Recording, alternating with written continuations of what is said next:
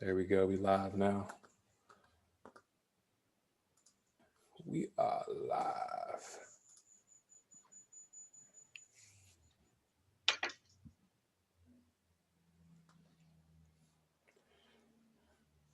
Welcome, everyone. Thank you again for joining us on Big Game Sunday. Thank y'all for taking time. We're going to get started in a couple of minutes. Going to let everyone get an opportunity to just flow into the space. Good afternoon, everyone.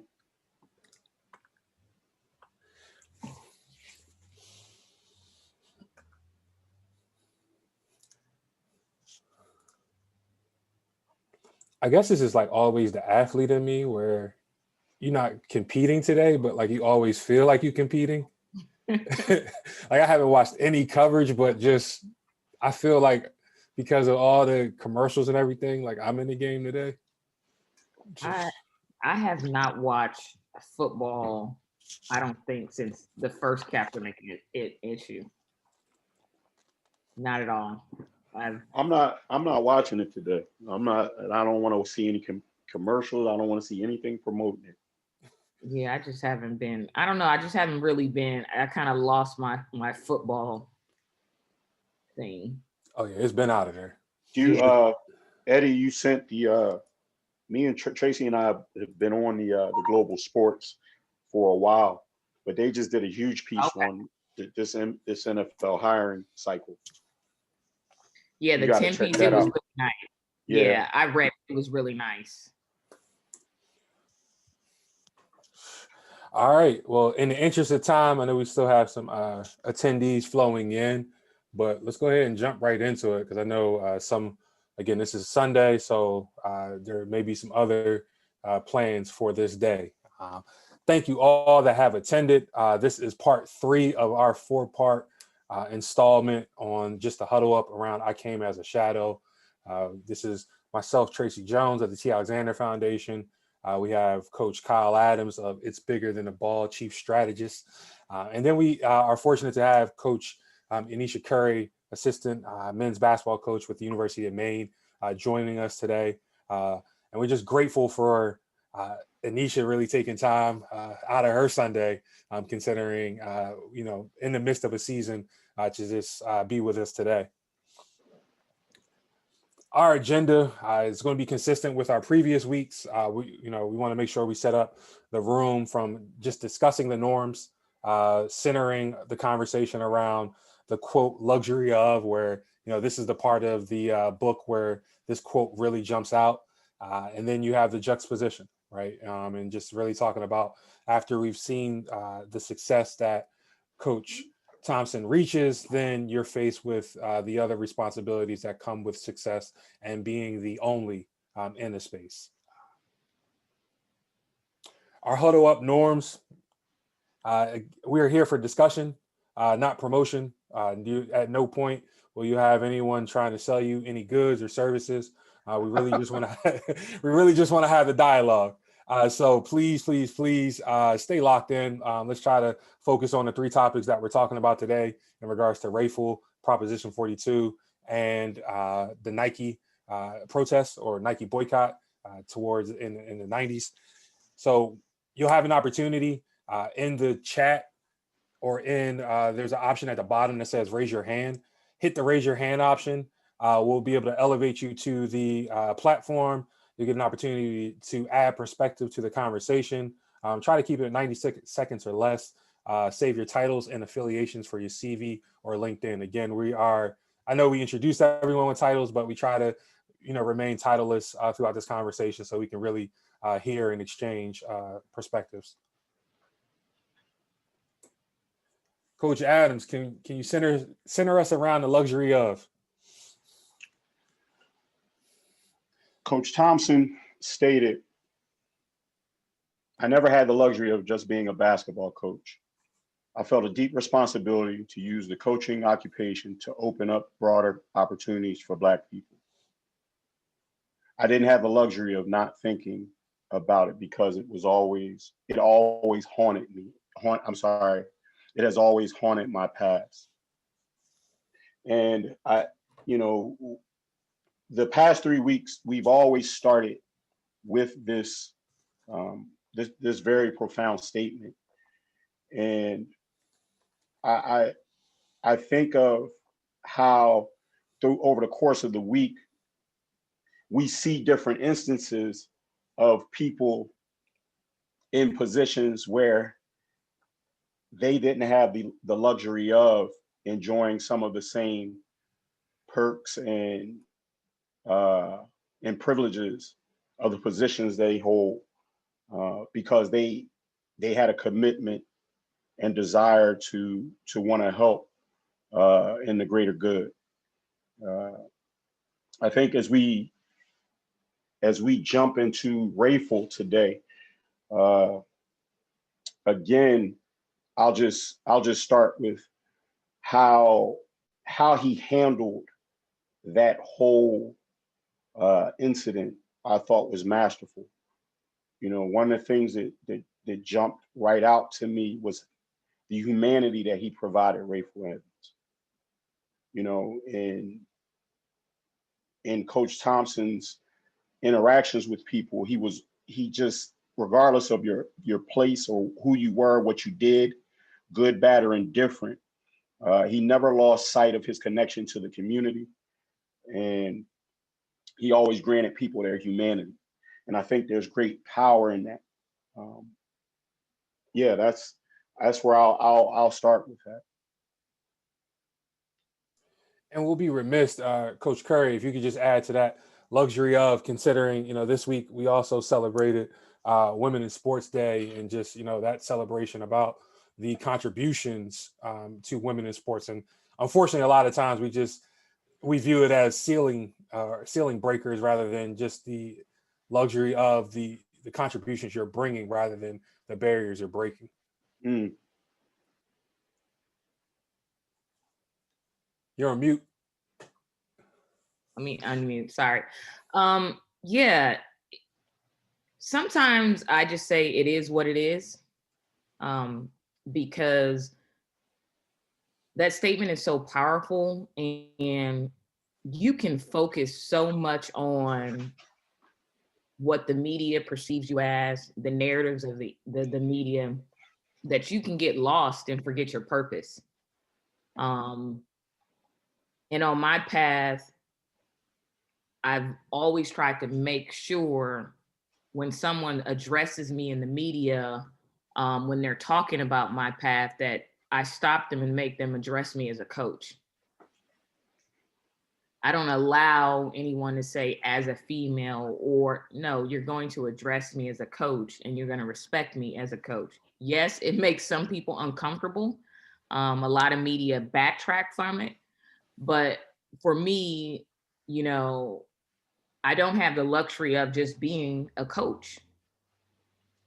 And for me, in my position, to really take ownership and make it better for the next generation, I have to stop the way they communicate my success and my journey. You know, just like I grew up where if they say your name wrong, make sure they pronounce your name right every time. Don't let it just keep going. I think sometimes, you know, as women, we accept the narrative that media and our male counterparts kind of put on our success when they have nothing to do with our success. It's our hard work. And I'll take that's hard, because you do lose people. You know, you always, you know, as a Black woman, I'm always in the back of my head subconsciously, okay, don't come out, or I'm pretty sure they think I'm the angry Black woman because I'm demanding respect, but it's needed. You know, I always make people understand what Coach Thomas did with Rayful, the humanity of it. You need to respect me as a person. You know, don't come to communicate with me and have an interview with cookie cutter questions. Those don't work for me. And some media doesn't come back, but if I don't say it, then the next Tiny Adams at Loyola, Maryland, or the next woman is going to constantly have to be dealing with, as a female, And if I don't have the courage to stop it, then we are never going to move forward. Yeah, and just to kind of launch us into that discussion, because you spoke about the humanity, right? And for this first segment or first part of the conversation, really want to talk about how, you know, John Thompson was able to see the humanity and not really buy into the narrative that was around Rayful, right? And one of the quotes that really stood out to me was, "Here's Rayful. He is portrayed in the media as this kingpin, right? And he'll be subsequently charged on certain things as a result to his affiliations in the street." But Coach saw a young man, a child at the, you know, at the core that really needed to be addressed, and he understood how this individual had a connection and a control over his players, right? And so one of the things that we saw Coach Thompson do was, rather than fight this battle in the media, he went directly to the source. And when we think about our programs, we have a lot of individuals that are around our programs that may not be good on paper to our scholars, but the connection of their environment is why our scholars end up hanging around them, right? And so before we dive all the way in, Rayful, both Coach Adams and Coach Curry, just talk about separating the scholar from the environment before you address the individuals that influence their environment. I'll start. You know, it's all about opportunity. You know, I grew up in an environment like this. I mean, from my uncles to my cousins to my best friends growing up to everyone around me was influenced in some way from parents in the 80s with drugs or around drugs. I had family members that did serious fed time or whatever. But those were the same family members. If my parents said, "Hey, can you go pick up Ednisha from so-and-so's house to get her to practice on time? Hey, I'm running late. Can you get her? You know, she needs to go here, whatever. Can you drop her off food before practice?" So the only difference is when I see it and trying to justify the separation was in love. You know, I had a different loving background, a different structure than some of my other cousins, friends did. That's the only difference. We grew up in the same block, the same space, went to the same schools, but the difference was in my home training outside of school for my parents and the structure that they were able to establish to protect me in some way, but protect me in a way where they never told me that my cousins, friends, or my environment was bad. They always addressed it as, you have an opportunity with your gifts, if you stay focused, to go in a different direction than everybody that has chosen in our family and our environment. And I think that's the separation with the scholars and our student athlete. It's just a choice, because a lot of us are very close to that environment. And it's really just one day deciding to go left instead of going right. And some days I can tell you I've gotten lucky. I've went right and seen a situation, been a part of the situation, and was like, Lord, okay, the whole next 4 days, I'm like, please don't come to school. Like, I didn't see nothing. Like, we're like at school, like, you didn't see anything, you know, be quiet, don't say anything. And you kind of go about your business. But it's so weird, because the outside world looked at all these people as bad people. And I'm like, I loved all of them to death. Like, they would like give me their arm to see me be successful. And that was truly special. You know, they didn't have the opportunities, but they weren't going to hurt me. And Coach Adams, just following up with that, you spoke about the humanity, right? Could you speak about, like, you know, the humanity in this situation?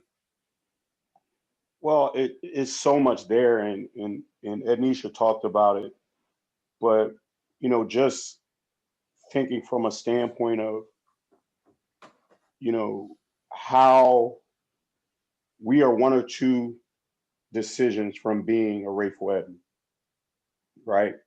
And you know, to think of it in terms of, you know, this is a college basketball coach making millions of dollars, endorsements at one of the premier institutions in the country. And he never thought to distance himself from, you know, because it's one thing to be about and understand the kids that are coming into your program and your commitment to them, and understand and recognizing that you need to have a level of understanding and patience with them, but to also have that with, you know, people who really can't benefit you and who can actually hurt you. I think, you know, I look at with Coach Thompson how he handled that situation. So think of it in terms of less than 10 years before that incident, you had the Len Bias, the Len Bias incident at the University of Maryland, a school not very far from Georgetown, right? And I don't mean to presuppose, but could that have gone a different way if Coach Drizel had a better grasp in connection in that community? I don't know, right? But I know that Coach Thompson was intentional about always remaining connected to the community. So people were always giving him information. When he got back from the Olympics, people were letting him know just how it all panned out, how John Turner and Alonzo got, you know, pulled tight, and how they were grateful. So, you know, just having that level of connection, but also having a level of trust where people trust coming to you with information because they want to see you be successful. You know, I think the other thing that really stood out to me is how, you know, he viewed Rayful. He didn't view Rayful as a neighborhood hustler, as a miscreant, as someone that was less than. He viewed him as someone's child in that community, and he felt a responsibility to have a human conversation with him about what's happening, how it impacts him, how it impacts people that he is in direct care of.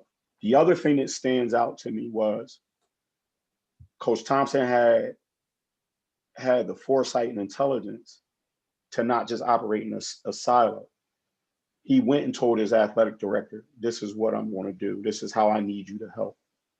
And I think that's really important, where we feel like we got to hide things from people or not involve them. He was very open with the leadership of the institution about the things that he was passionate about, instead of doing them and then, you know, looking at how he would suffer the consequences of it. He included them in the process of what was going on. So and just to me, in reading this chapter, a lot of what stood out to me is just furthering a further understanding of the emotional intelligence of John Thompson. Yeah. And, you know, going through the text, like, one of the things that, you know, he credits is Dr. Anita Hughes, his graduate advisor, for really helping him understand, or to push him to understand the problems of people, right? You know, understand and really see the, you know, the struggles that some of these people may go through, which is why he says, you know, his opportunities in regards to Rayful, his opportunities were limited, which inevitably affected the choices he made. this is where and I want you to highlight, this is where I have a trouble with our coaches today. We go in, and as coaches, you sat on that couch and you know what that couch conversation is about. We're here to provide a world-class education experience that is going to transform your scholar. But when we have that conversation, we think of it in that silo of we'll just be able to save your scholar. And then when they return back, everything is supposed to be null and void. Like they're going to be immune to the environment that you took them out of. And so I want you to highlight on within the profession, either, personal or, some of the things that you continue to see as a trend, because for me, I get frustrated when a coach says, I'm here to provide XYZ for you. And then when something happens in their environment, they act for the child is going to be, or the scholar is going to be immune from that. Ednisha, please.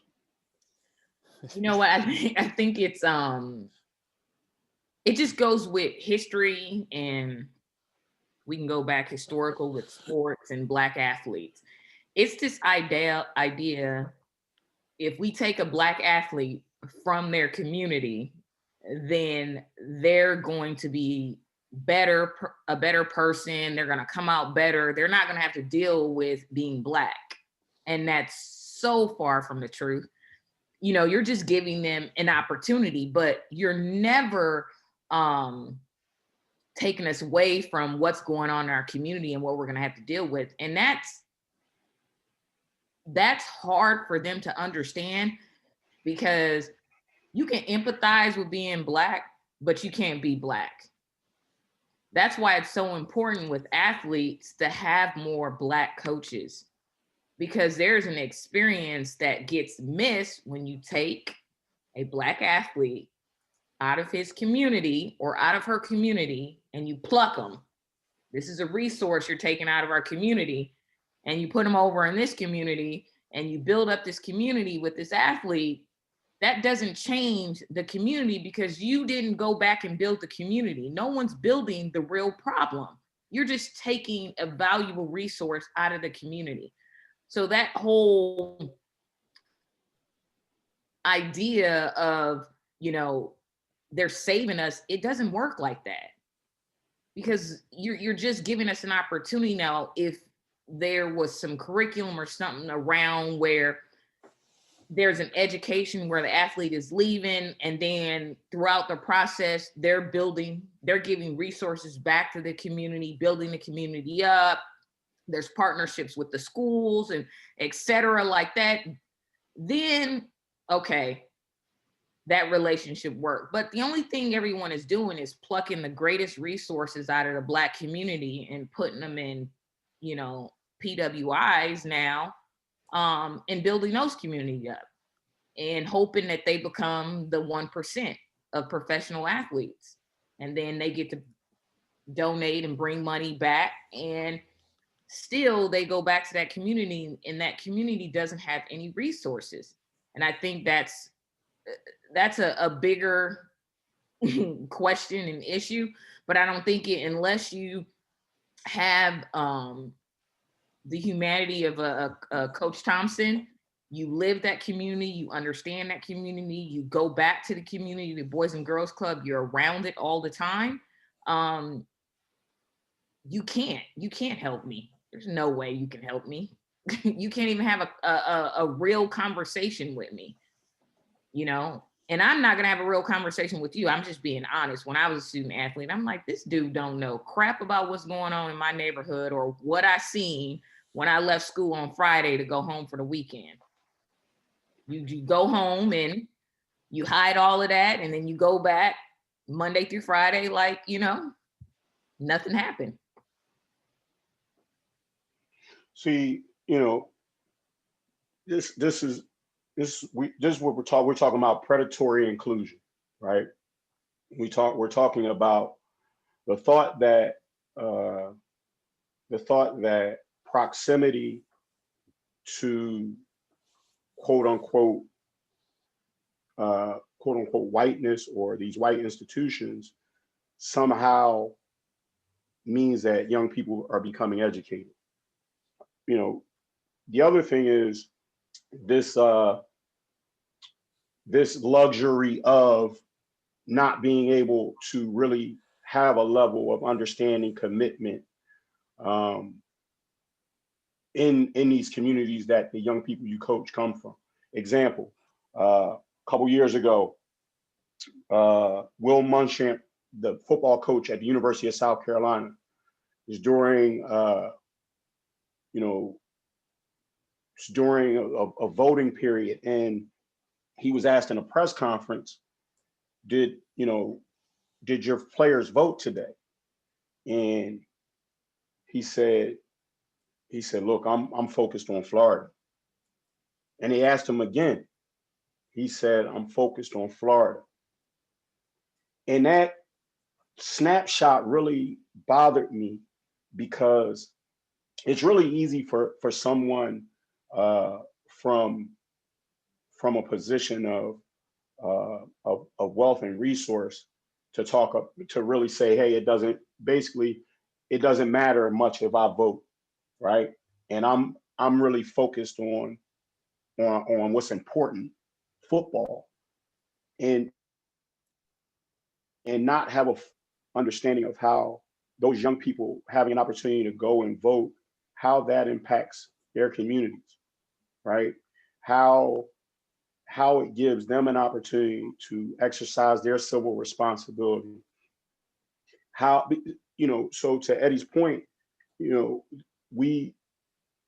our best and our brightest get plucked from our communities, right? In the intention for them to make their way on the conveyor belt, but not to go back and take whatever information, talents, resources, or skills that they've developed and build up our communities. That's not what it's designed to do. Another thing I think is really important that we talk about is that there's so much talk about these people in our communities who are struggling, who aren't doing well academically or whatever. And we don't look at the system, we just condemn the communities. And we don't look at what created the communities. And so again, what makes John Thompson powerful, John Chaney powerful, Vivian Stringer powerful, George Raveling powerful, is that they recognize that the platform in which they sat as a college basketball was not just to draw something up on a board, but to also use the influence that they had to create stakeholders and people who would be committed into building and furthering those communities that they come from. And I don't know, to Tracy, to your point, that we see, I know we don't, that we don't have people with that level of intention today. So that, I view it as it's predatory inclusion, and the thought that we bring you closer to us, like, this is making it. And, you really need to forget about what's going on there, because we're going to take you, you're good, you're with us. And that's not real. So. Yeah, and I think this is why this part, and I would say kudos again to Jesse Washington and how they organized this book, because you have Rayful before Prop 42. And with this Rayful side, we talk about the humanity of the athlete, right? And it talks about from one who, by all means, Rayful was trying to help the community, right? He was funding the Boys and Girls Club. He was funding some of the athlete leagues. However, we did have to call into question where his wealth was deriving from, right? It's funny, we'll call into question, again, I don't believe in drugs. I don't believe in some of the things he was, charged for, but we never call into question some of the wealth that our boosters have and where that's derived from a capitalistic nature, right? And we don't see how those two environments and those, situations that people are put in, where they're, generating these funds. But before we move on to Prop 42, I wanted to bring in Markeisha Dunston. She is a licensed social worker, does a lot of work with athletes now in regards to just some of this trauma from plucking, right? And so Markeisha, you are, director in a school district with over 2,000, 2,000 students, and you're working with some of these athletes that are experiencing this trauma in their environment, but they're using sports as a way to, kind of cope, right? And using sports as a coping mechanism. However, the coaches that are in these positions do not have the same emotional capacity that Coach Thompson has, right? So can you speak to the trauma that some of these athletes are further enduring by having coaches that don't understand their environments? Listen, well, I guess I will. Thank you for having me, first of all. And I guess you kind of highlight racial trauma in this instance, and I don't think that many people are aware of, once you pluck them out of this environment and they don't have representation at their schools, that they will experience a certain amount of racial trauma just trying to navigate those systems. And it kind of goes back to, like, just piggybacking off of Anisha and Kyle, just the importance of having a coach that's Black and that represents the where they come from, some being able to relate and to feel safe in those environments. And I think that student athletes definitely go through a lot in that plucking process because of that. I hope I answered the question. And just real quick, what are some of the resources that you might provide the athletes to individually kind of get through these situations?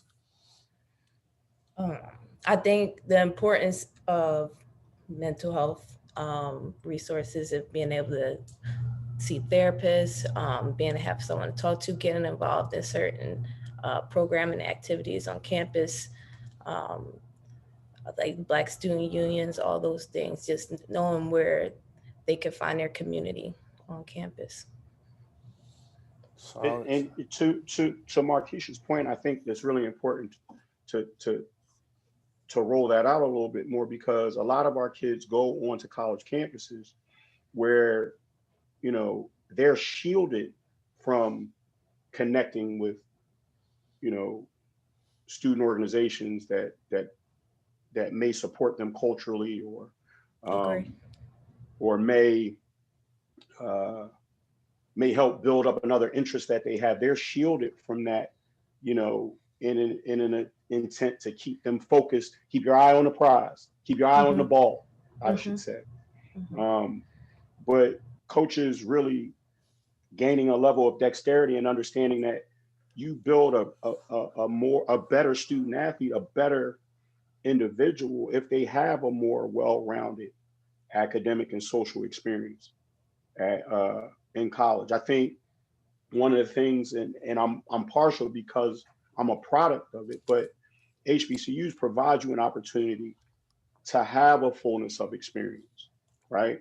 You can't, I always viewed, like, as a coach at a school, at one of our schools, I can't just coach the kids that play basketball.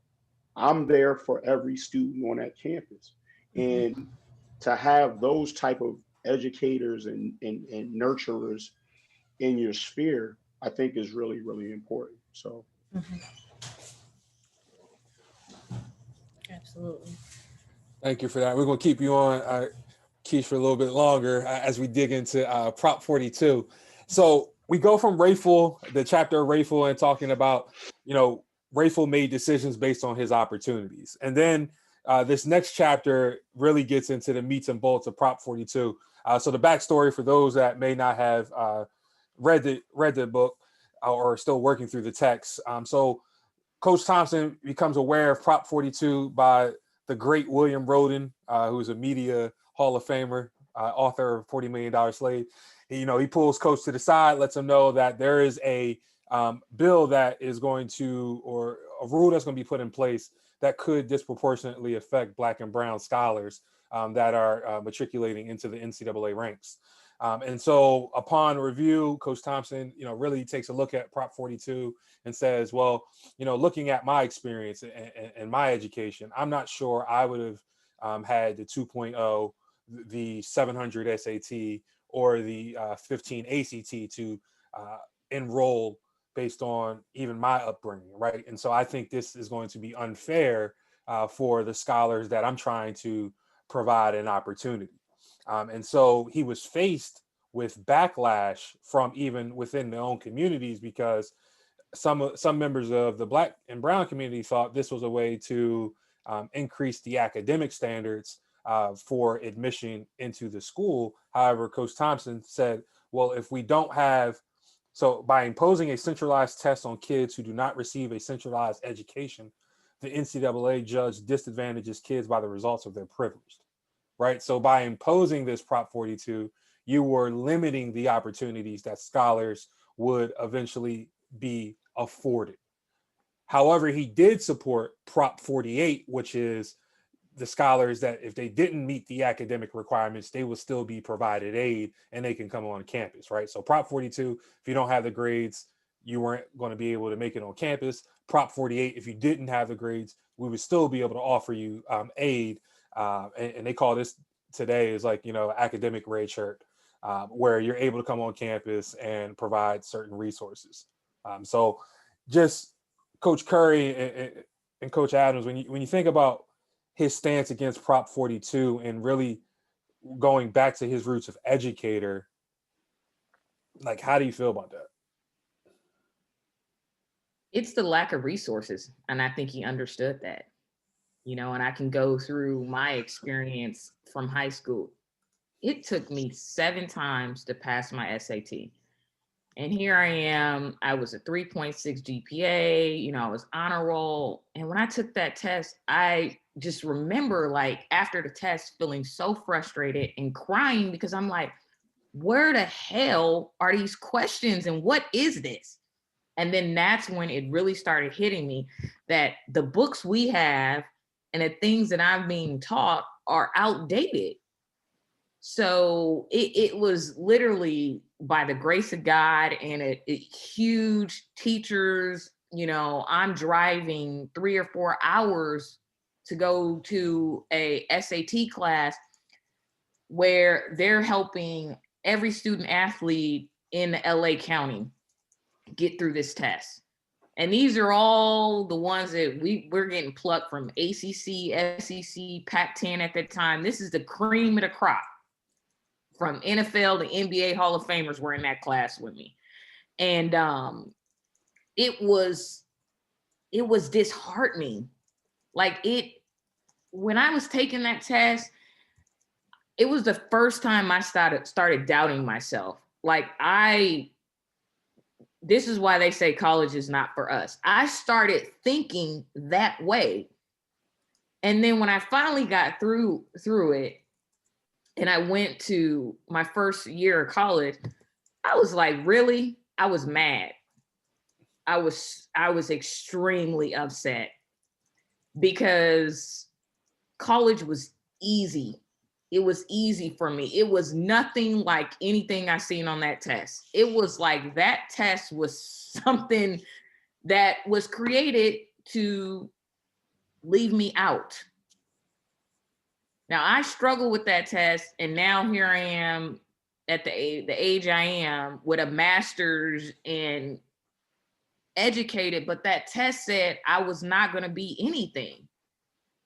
And it makes me realize so much that if he didn't understand the lack of resources in the community and the fact that we get books 2-3 weeks in the class. I was at that school, those schools. If you didn't rush to get books, you didn't get books for 2-3 weeks. In class with 45 students. Teachers are not paying attention to us. We're just getting through. If he didn't understand the community, it wouldn't have mattered.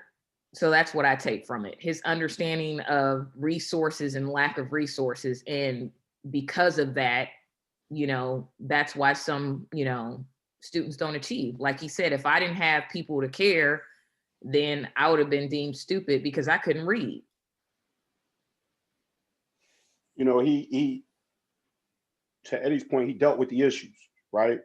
You want to put these stop signs on these marginalized people, but you don't want to talk about and deal with why they haven't been able to be successful in this test or academically. We don't want to talk about what's going on in the elementary schools and in the high schools in the country and how that has a direct impact on it. You know, the other thing I think is that I thought was really interesting is that this was something that was born out of the Southeastern Conference, right? And everything that we're seeing about what's going on in that conference, how they were the first to really be aggressive in playing football in the middle of a pandemic. You know, just some of the motivations of these conferences and what they're willing to do to get players on the field, but what they're also not willing to do, and what they'll do to marginalize and to keep people from having opportunities. And I have just so much respect for Coach being able to articulate and educate people on what the issues were, you know, because the thought a lot of was, well, they just want another scholarship. They just want to, you know, have an unfair advantage. And it was more so based in, let's talk about what's going on in our education system. And again, it wasn't just Coach Thompson, Coach Chaney, Coach Raveling, you know, and of course, Tracy, you talked about Will Roden, but people who were committed to how do we change what's going on in our community. This ain't just about basketball. You all want to make these rules that impact young people, but don't want to talk about the root of it. And so I think that was, you know, just watching the courage that he stood with to speak out on those issues. But also I come back to the fact that Coach Chaney, they had leadership at institutions that let them rock, you know, that let them be who they were. And I think that's extremely important for coaches, you know, or people in any industry to think about. You know, you rush to take jobs because, you know, the name of the place is great or the money, but you really don't put a lot of thought in who you're working with. And I think that's a huge takeaway from this also, is that the leadership of, like, he boycotted games on national television. I remember, walked off the floor. He ain't walk around the side of the floor. He walked across the floor so everybody could see him. And to have leadership at an institution to support that, I think is powerful. And I think it's something that we as coaches, we as people in leadership, we can't just skirt by that. There were some people around his situation that allowed him to be who he was. Yeah, and one of the things I really appreciated about the storytelling of his position for Prop 42 was more around the lines of, I don't want to keep the goalposts moving for these scholars to obtain an education, nor do I want to, you know, strip them of the hope of receiving an opportunity given their current situation. And Markeisha, I just want to ask you, given you're in a under resourced district, and, you know, a lot of our school districts now have a big pressure on standardized testing, you know, what's some of the things that you're providing scholars or helping, especially the athletes, when it comes to navigating that clearinghouse, to take some of that pressure off of them, to understand that, you know, it doesn't define, you know, these testing doesn't define them as students?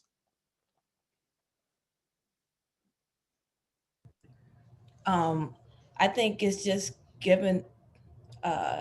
making sure they understand opportunities that's presented to them, understanding just the systems that we're in. I think standardized tests is just a reflection of systemic racism in education in general. So I believe it's just teaching them to take advantage of everything that's happening in the school, as far as like, hey, you got to pay attention in all your classes. You have to get a good education. You have to know what's going on. You have to do things outside of your community. You know, you got to do things outside of sports, because you have to get your education from so many different places. It's not going to always be here in this building, because these buildings are not provided with the resources they need. So just getting them connected with so many different programs outside of sports sometimes, like, not, if that makes sense, you know. Yeah, so just broadening up their perspective, making Yeah. sure that they're not, narrowly focused on the athletic side of it. Yeah. And Coach, or I'm sorry, Dr. Wright is putting some good things in the chat as well that kind of speaks to that in regards to just standardized testing being used as a gatekeeping tool, right?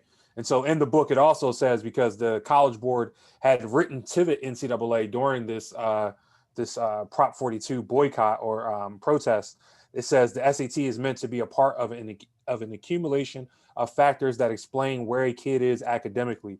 Prop 42 was translated incorrectly into a pass-fail measurement by the NCAA. And Tracy, I know, can I push back to something? Yep.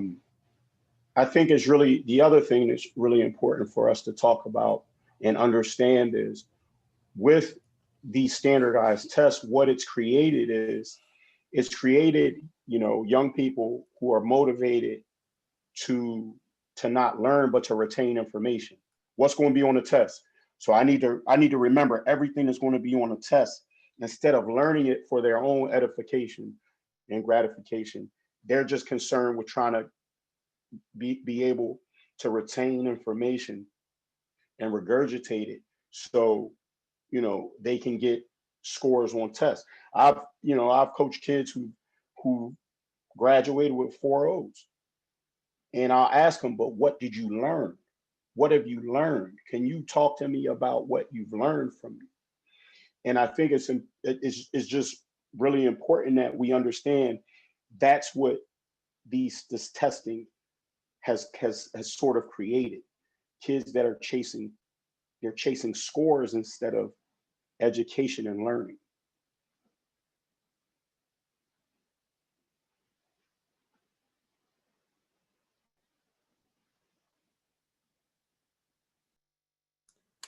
I know Connor wanted to add to the.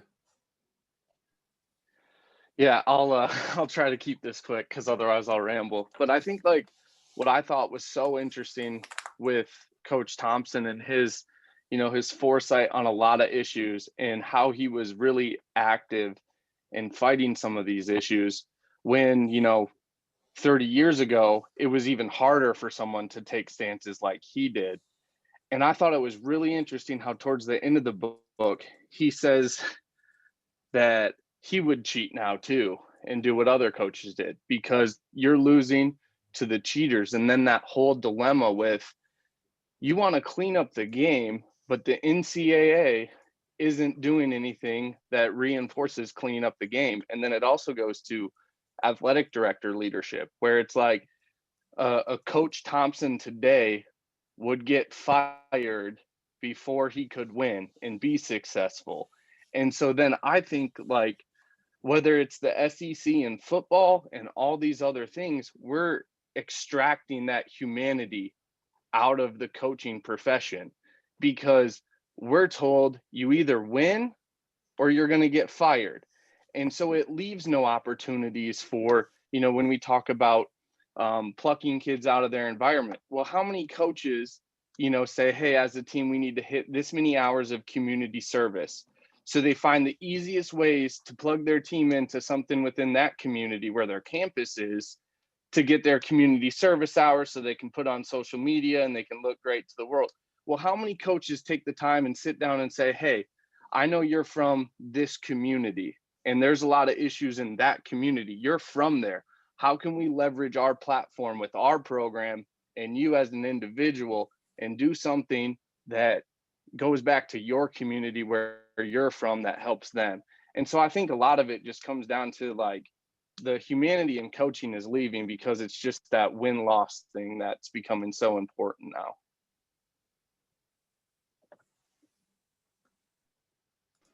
Great point, Connor. Great point, Connor. Great point. Yeah, and I think, and thank you for adding that, because we're also, that's where part 4 definitely, you know, kind of picks up, because this shows, and this is the goal of Coach Thompson, where I know I'm not going to get fired for the position I'm taking, simply because of I am who I am, and Georgetown accepts it, right? But as he goes through this journey, he realized he's the unicorn, and tells other coaches, hold on, I know y'all want to support me, like, but let's make sure we all have the right leverage before going all in, right? And just the simple fact that he was able to stave them off and sit out that Providence game, and then the NCAA says, all right, you know what? You did enough, because we know if it's just you right now, there's other people waiting to get involved. And if other people get involved, then we're going to have a big issue within the NCAA. And so he ended up defeating Prop 42 because of that position, right?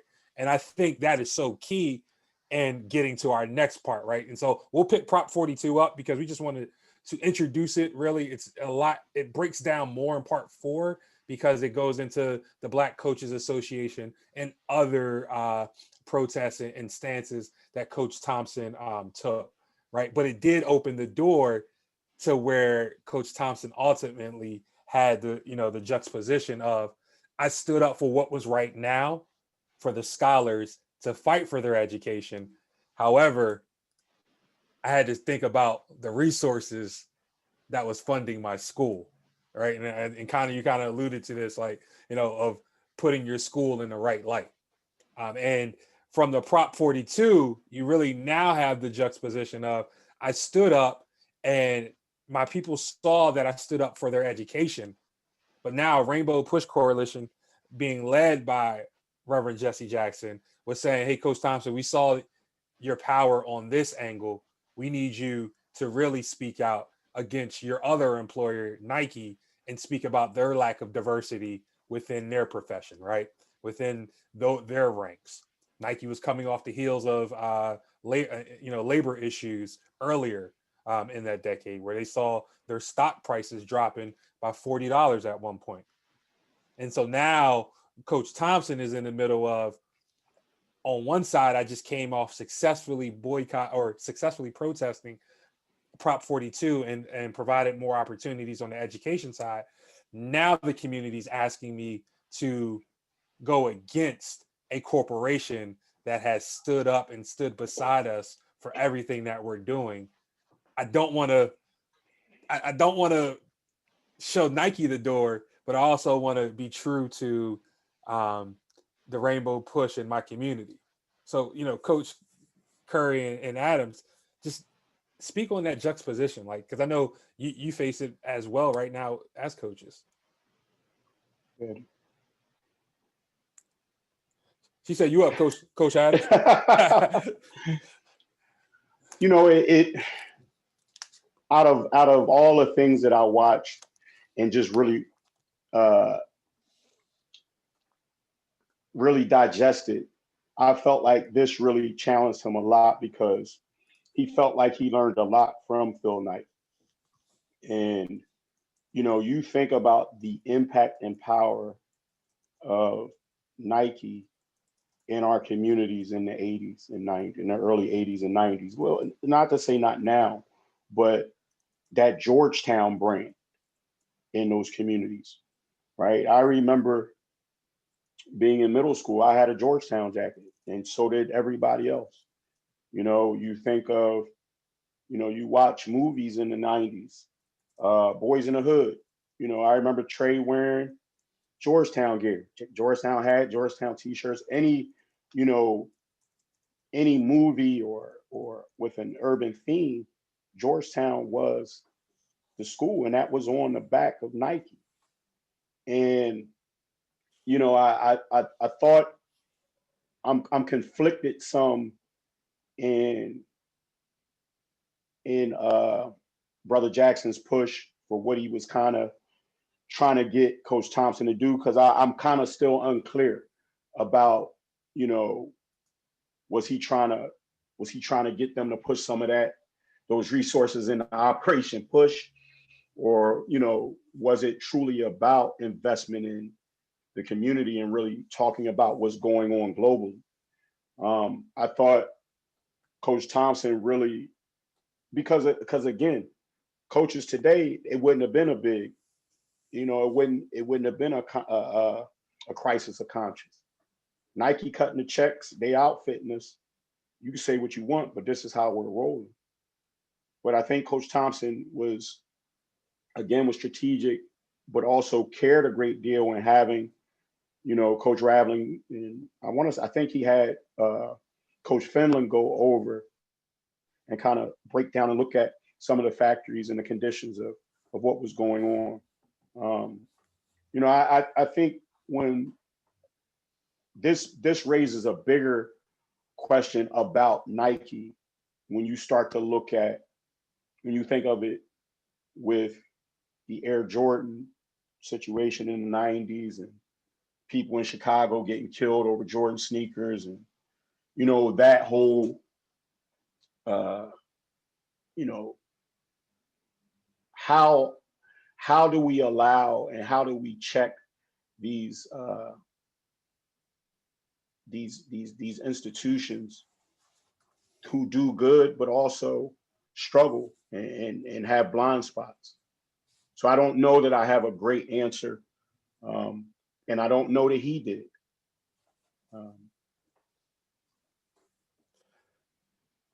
Yeah, this is a difficult one.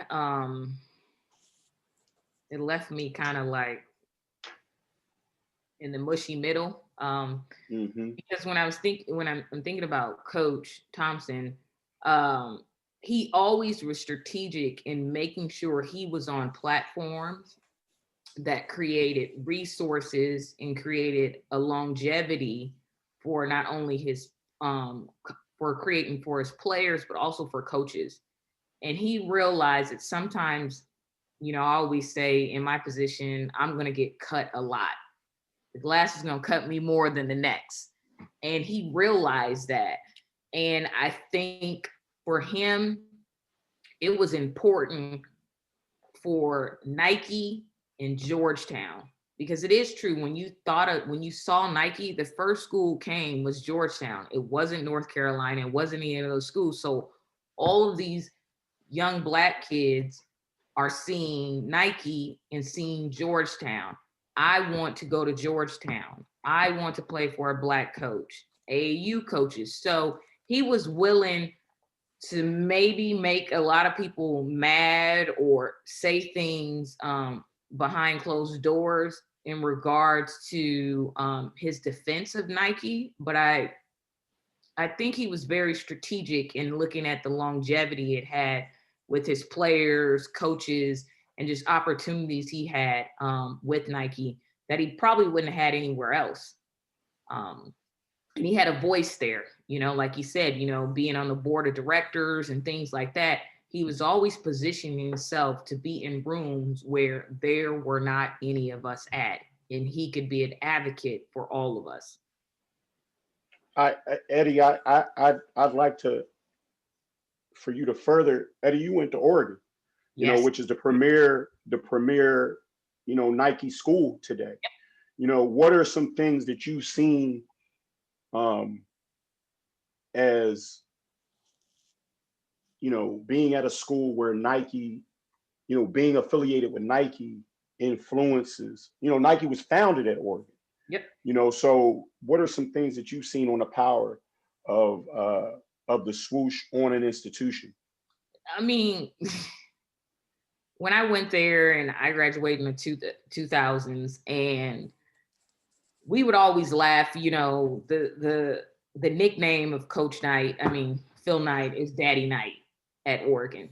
I mean, it was ridiculous. Like, you could hear his helicopter coming to our games. Like, he's landing on top of MacArthur Court, coming down to watch women's basketball. You know, when we say we don't like our uniform, the next 3 days, we got 7 pair new. change them. But also, just from a gear standpoint, we had opportunities that other institutions just don't have with that connection, you know, internships, camps, Jordan camp. I mean, if your coach is in the right position, and Coach Thompson was, your student athletes really benefit from that relationship. Like, we got jobs, you know, easy, didn't have to say anything, didn't have to do anything. If you were a good student, you can speak, you can go speak at this camp. If you were in California, hey, Jordan's having a camp in Santa Barbara, you want to make some extra cash, go to that camp. And those opportunities don't happen without that connection. And I think he understood that. And if we're talking about trying to get closer, starting the finish line closer, we have to be in rooms to create opportunities for each other. And sometimes, and I can speak from experience, I take a lot of heat for the things I say and the things I do, because from the outside, it may look a certain way, or it may feel like I'm for this. But if I'm not in those rooms, no other Black woman gets opportunities. And sometimes I have to take the hit from my own people, which is fine for the longevity of our success. And I think in this situation, from my experience at Oregon and being connected to all the Nike people, that's what Coach Thompson was with Georgetown. And that's super important, because if we're not in those rooms, we're not getting opportunities. Great point. 100% agree. And I would say, outside of the first two sentences of this book, these 3 chapters are probably the strongest for like coaches and any members of the ecosystem to really dive in and to understand. Because, you know, Eddie, as you mentioned, like, you're still like kind of conflicted, but it shows, especially in this chapter. I love this chapter so much. And, you know, I've even been talking with people like, just read this chapter first and then go to the other side of the book, right? Because everyone thinks we have to be on one side or the other, and then we're married to those sides. And what I love about this chapter is, you know, Coach Thompson really saying we're not truly free until we're able to make mistakes, right? And in this chapter, he also says, like, we all should be doing more.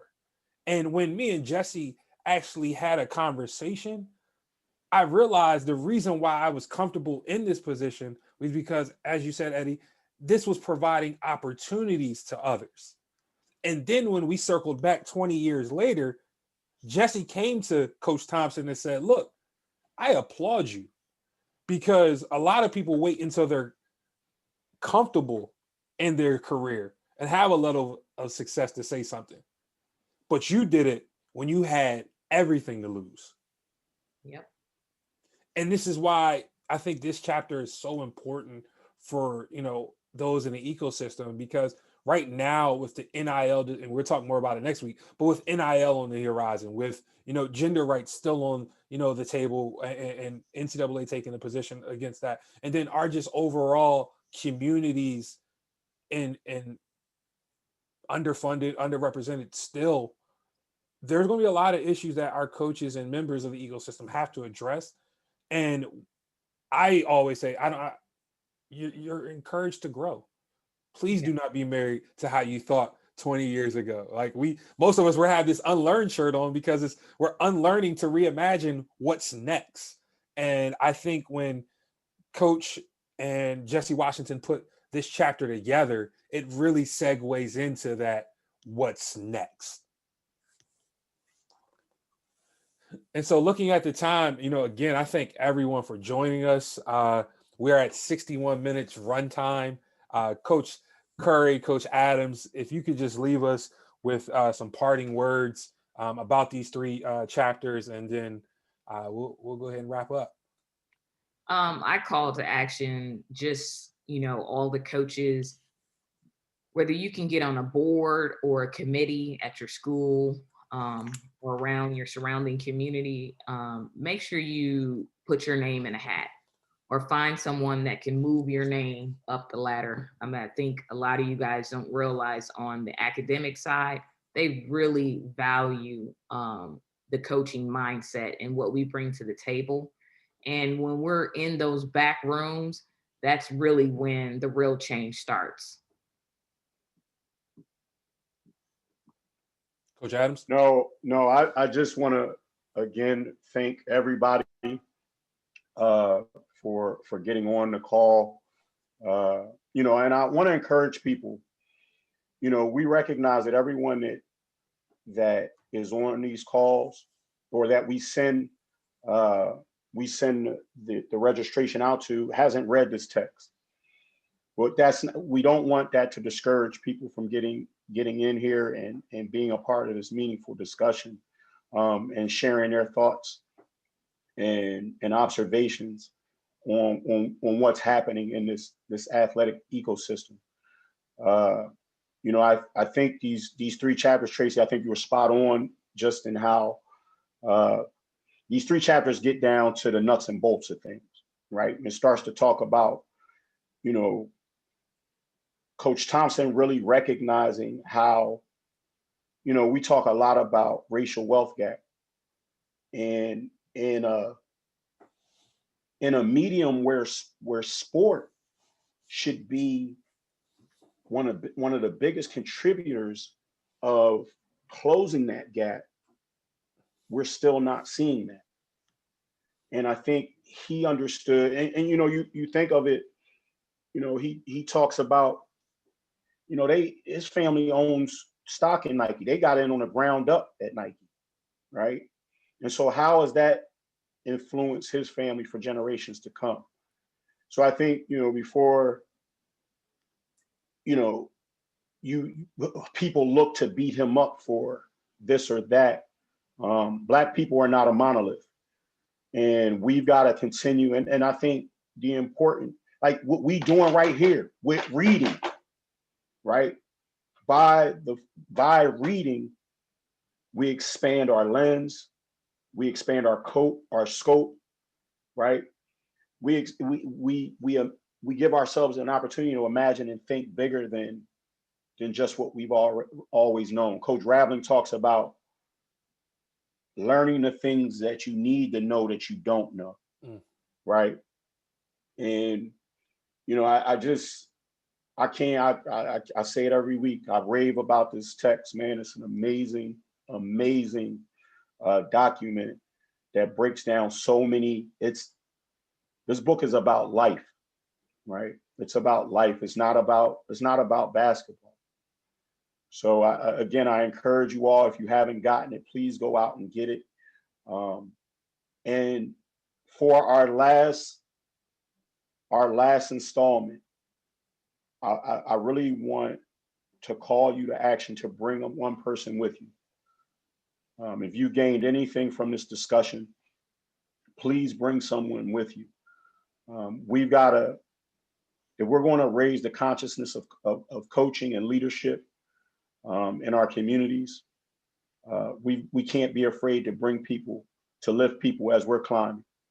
So, you know, again, Tracy, thank you for an outstanding job moderating. Eddie, always cutting with your sharp knife. And then Connor and Markeisha, thank you for adding and elevating the discussion today. I yield my time. Yes, thank y'all again for joining us. Please join us for part 4. We'll send out a link just to register.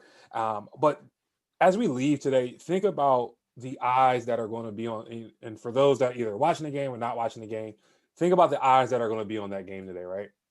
There'll probably be 60 million people watching.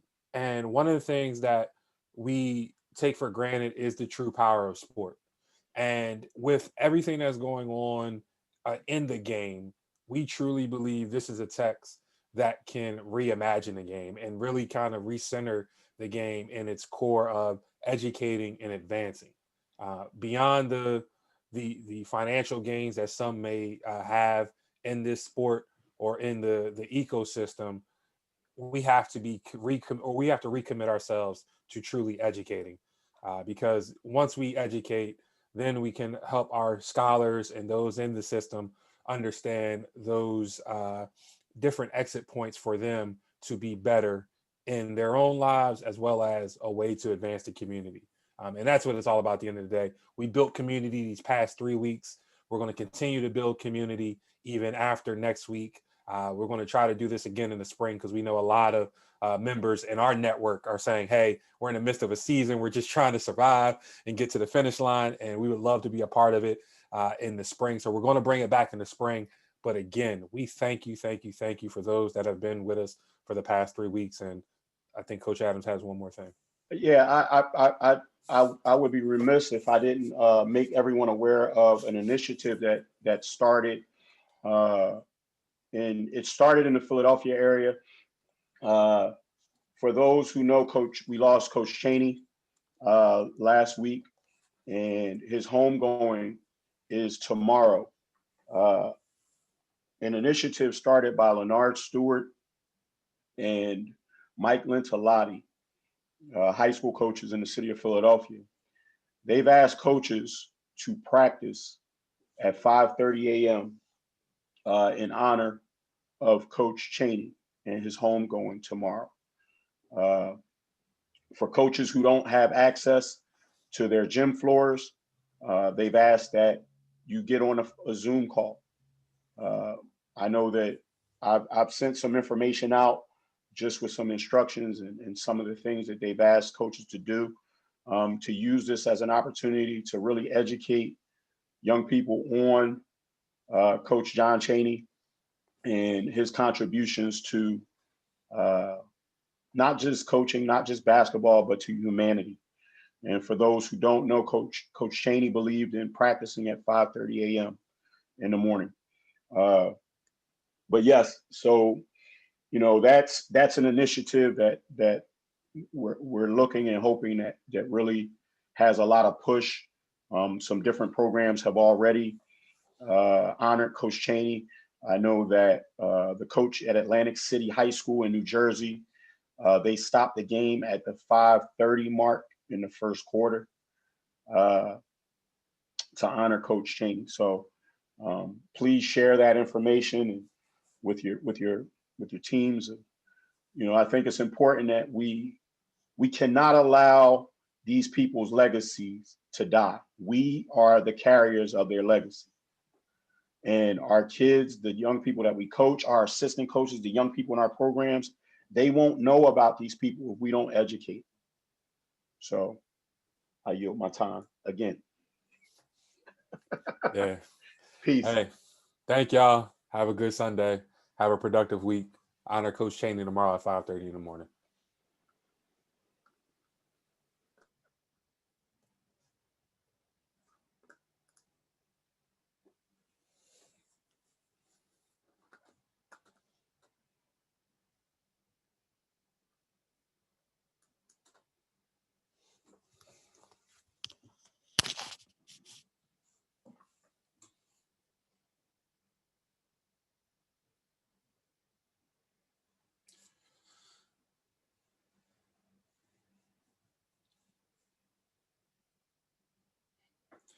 Oh, Keisha.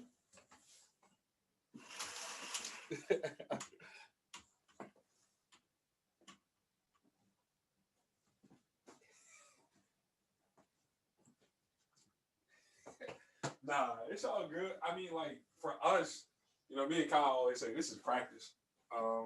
Like, we gotta, just keep pushing through. Because I'm like you. I'm looking back at when I got to the Nike part. I realized I missed like a whole portion of what I wanted to say in Rayful. Like, so we just use it as an opportunity to get better. Yeah.